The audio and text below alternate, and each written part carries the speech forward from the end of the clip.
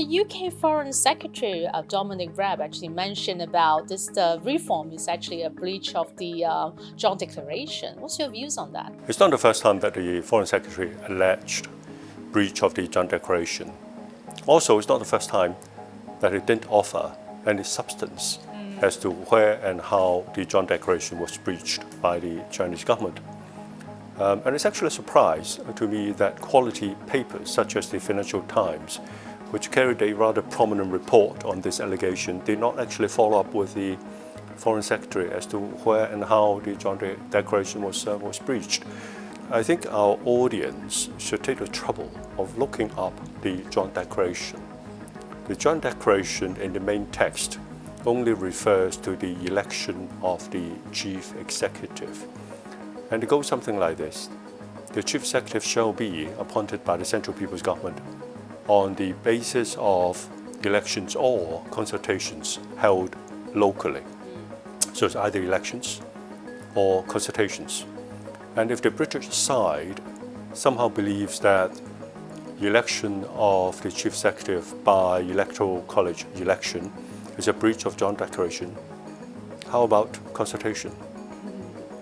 Now, in the elaboration on the basic principles of policies by the Chinese government in Annex 1 to the Joint Declaration, the Chinese side actually mentioned that the Legislative Council will be constituted by elections, but didn't say which form or kind of election. As in how, right? And mind you, in 1984, there was no election to the Legislative Council in Hong Kong at all. Forget about election committee election. There was no election at all. All members of the Legislative Council were appointed by the British governor, who in turn was appointed without consultation, without election in Hong Kong, by the British government. And it was only a year after the Joint Declaration had been signed, namely 1985, that the British Hong Kong government in Hong Kong launched the first ever election to the Legislative Council by not one man, one vote, by functional constituency election. Now, in the electoral reform decision of the National People's Congress Standing Committee, now we're talking about an enlarged election committee election. And the election committee had been responsible for electing the Chief Executive, which is a very important and powerful position. So what are we talking about?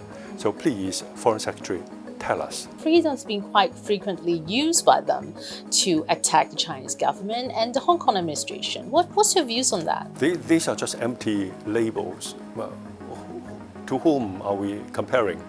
Are we comparing ourselves to the Hong Kong under British rule? You are too young to remember. I was around. What were the degrees of freedom, political freedoms, freedoms of speech, freedoms of assembly that we had in Hong Kong before 1997? There was a special branch in Hong Kong within the police force to make sure that our freedoms did not run amok as far as the British government was concerned.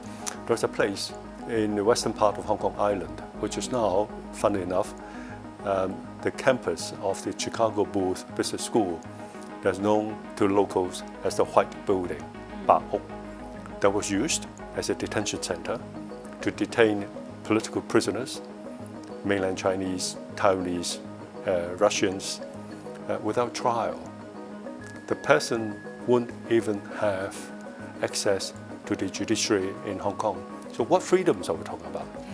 The British government in Hong Kong actually closed down media organizations, newspapers in Hong Kong in the 1960s. What freedoms are we talking about? So I think our viewers should compare whatever they hear about Hong Kong, whatever they think about Hong Kong, they should compare Hong Kong to Hong Kong in the past, and at the present, compare Hong Kong to other jurisdictions, for example, Singapore, Malaysia, Thailand, etc., so that we have a three-dimensional view of what we are having in Hong Kong.